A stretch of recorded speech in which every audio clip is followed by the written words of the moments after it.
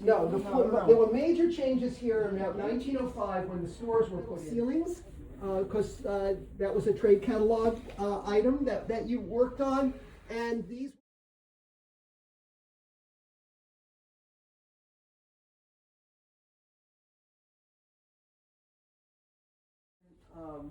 got the metal on it.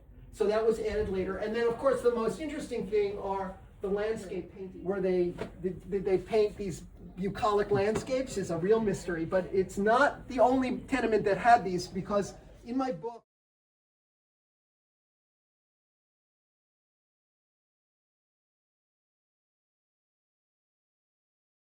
squeezed it in over here. You know, they did it in all kinds of ways that and they originally had bars on them, as you can see over here.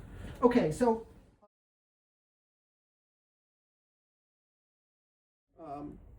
to preserve it from as it is, and you can tell people have been in here because you see one of the fun things here. If you come over here.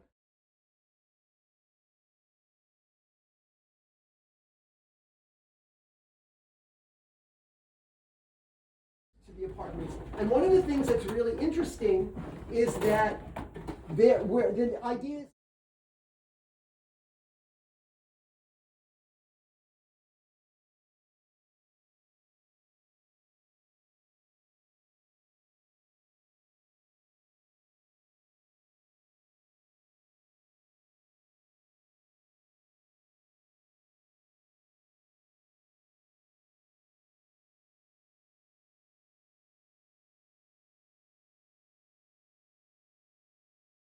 always keep an open mind when you're working on a preservation project. The 1901 law required that windows be cut into inner rooms. In a bedroom habitable, they wanted to put in a window, and we know that because of the layers of paint.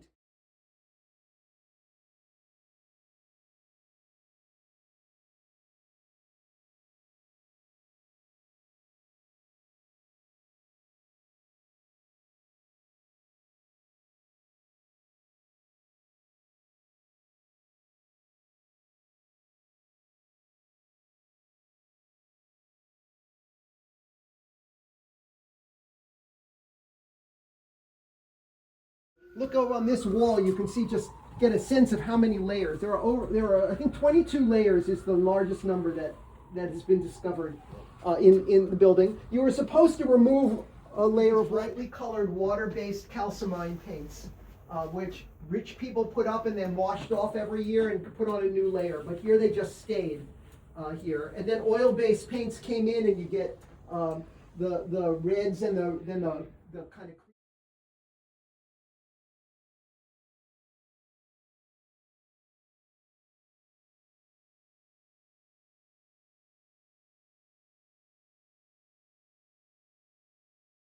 and there it's sticking out over here.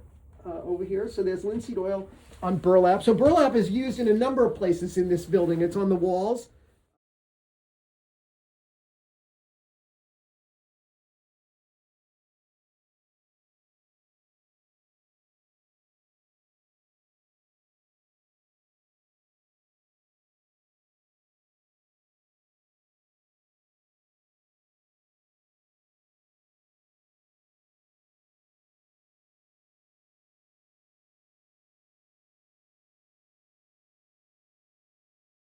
This sink gets added, and this is by standard, and it is also the cheapest sink that they made. It's porcelain on cast iron, and it's hung here. Okay, so we're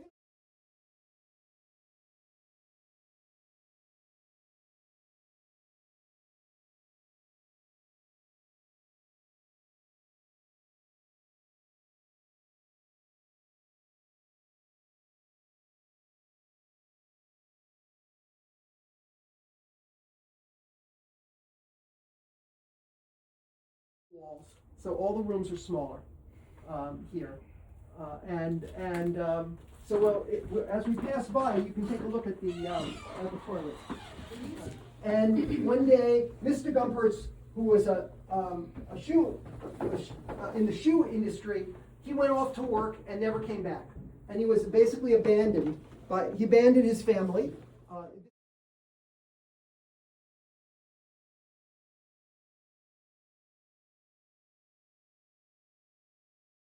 Had been researching the Hebrew Home for the Aged in Cincinnati, and that's where Mr. Gumperz went, to Cincinnati.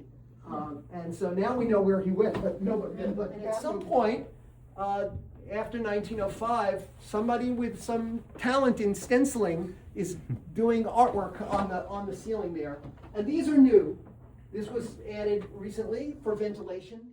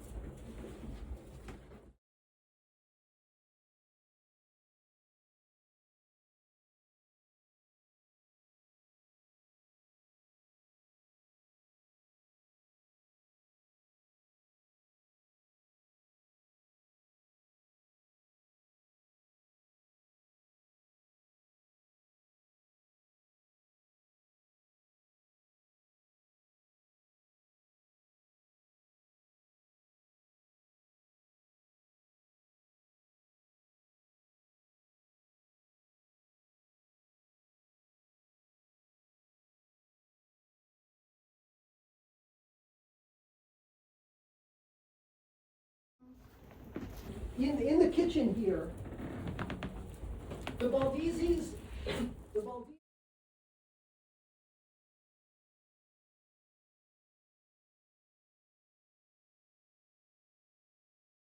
brought down. Yeah. So this is a Baldizzi item here. The other group wanted to know about gas. When gas was finally put in, you had a than that. Here. Okay, so let's go back down to the classroom, and we can.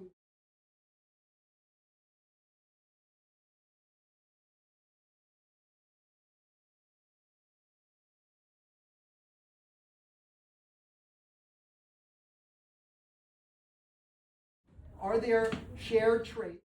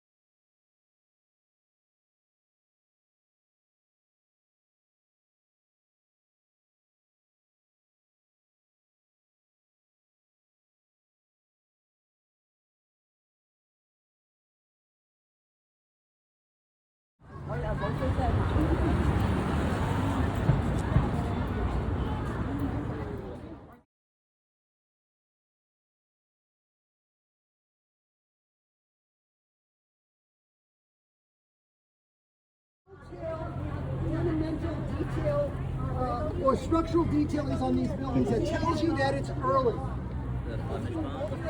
Stretchers and headers are an indication that it's probably going to be at least before that is.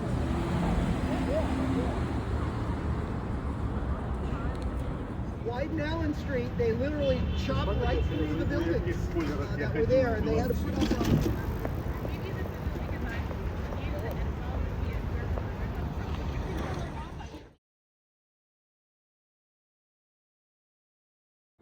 all my government documents.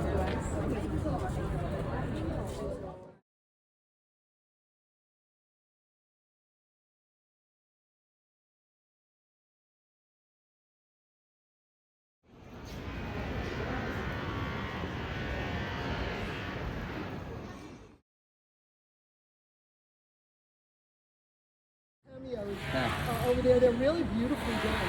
And you can see an architect like the Horner Brothers is creating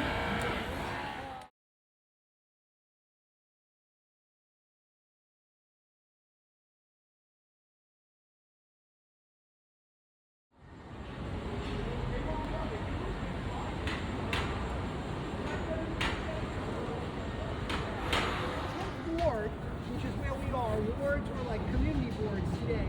The 10th ward was often referred to as the most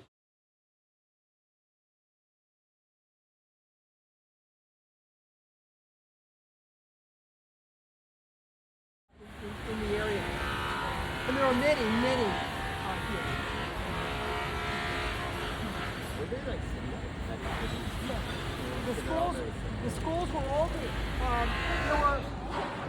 Wait, I can use incredibly inefficient. If you're trying to get down with Yeah. kids or elderly people or disabled person to use a fire ladder. And this But you can see up close how messy it looks, right? When you're far away, maybe you wouldn't notice, and it does that illusion thing where you actually think the brick is lighter. But up close, you see that's not.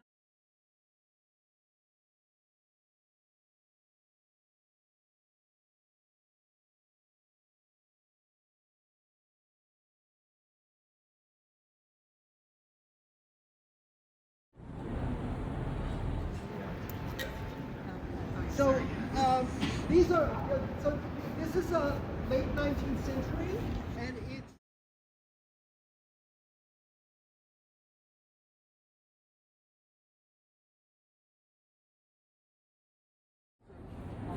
and found the icon.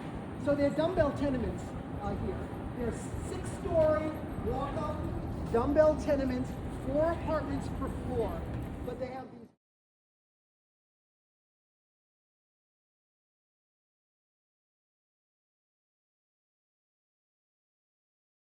Where they're living behind this ornate facade. There's a recent book called The Decorated Tenement, which I highly recommend.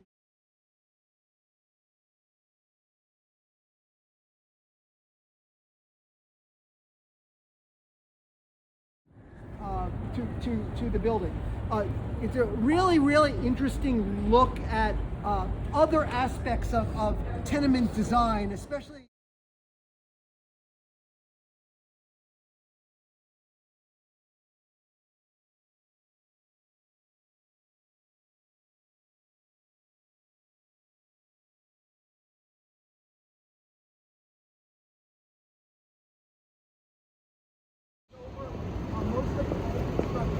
and it's telling us this is the S. Jarmolowski Bank, established in 1873. It was clearly meant to be an advertisement for the bank. A lot of banks, there were 2 kinds of banks. In the early decades of the 19th century, the savings bank developed. And savings banks were people's banks, and they were designed and so the Jarmolowski Bank was a bank that attracted funds from Eastern European Jewish immigrants here in this neighborhood. Down there, that's the Citizen Savings Bank. And it had a large number of Italian depositors over there. Savings banks were also interesting because they're among the first building types to understand the value of advertising for architects. And so they're designed to be very noticeable. So this was, they only occupied maybe 2 floors of this building.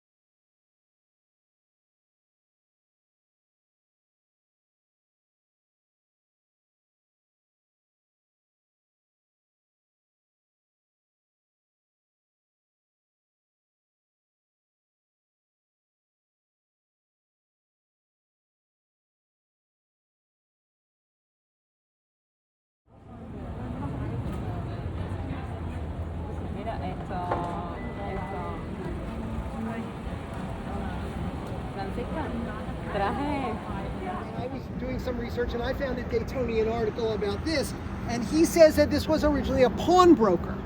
I thought it had originally been a bank because banks often have beehives as a symbol, and there seemed to be kind of stylized beehives on either side of those long windows over there. But that's it was apparently, at least on the ground floor.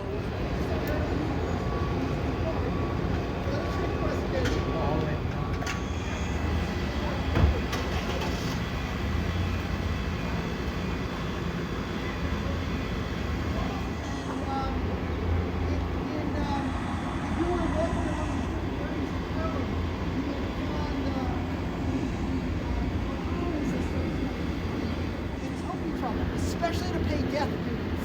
And in the Jewish community, there were what were called landsmen.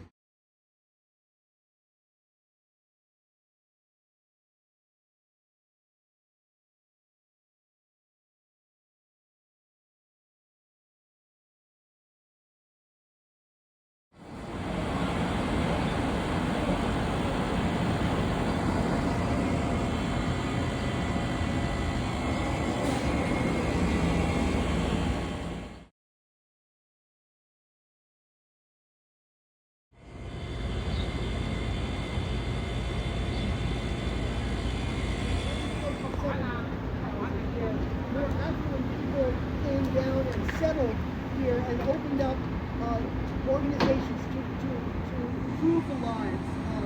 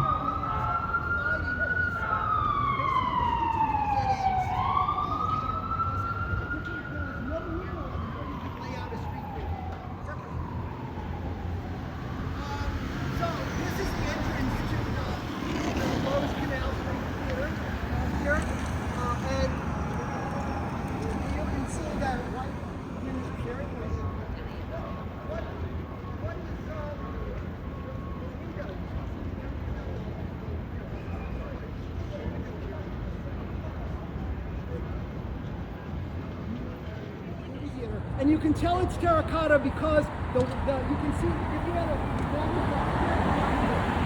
where that gunshot is, which is in there for as long as I know. It's the clay.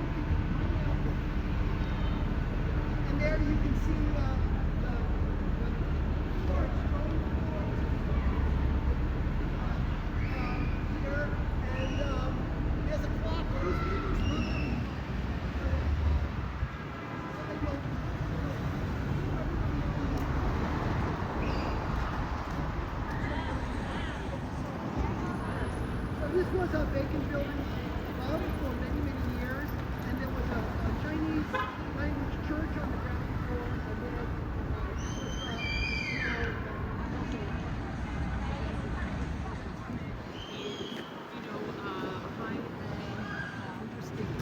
issues over here. And I've been obsessing over this all semester. How did I get these?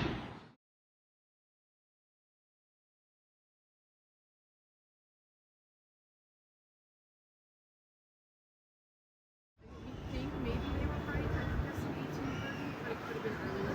I would have dated this. There was also something that said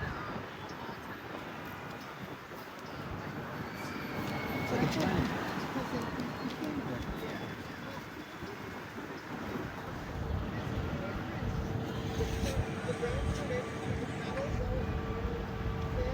Another 2 blocks, we get to mix residences as well. So this is the educational Eastern European Jewish immigration. There was, as part of the larger German immigration that begins in the 1840s, in New York as a rule, and so they established the Educational Alliance to help the newcomers, in particular in English language. The progressive movement was a movement beginning in the late 19th century to improve conditions in poor neighborhoods. After he retires, his idea is to give away all his money.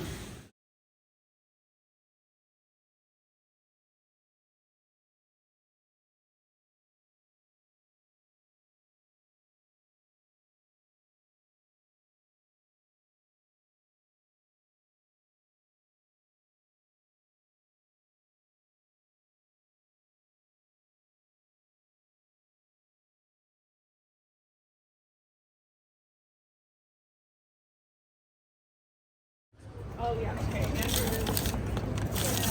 Really thin, and you can see how you can almost. Right. So remember when we were talking about the materials and the difference between the wrought iron, it's usually in those long strips, and when it's hot, they're bending it and they're hammering it. See where they welded the two halves together. So you'll find the seams on the cast iron part. So there was an urn.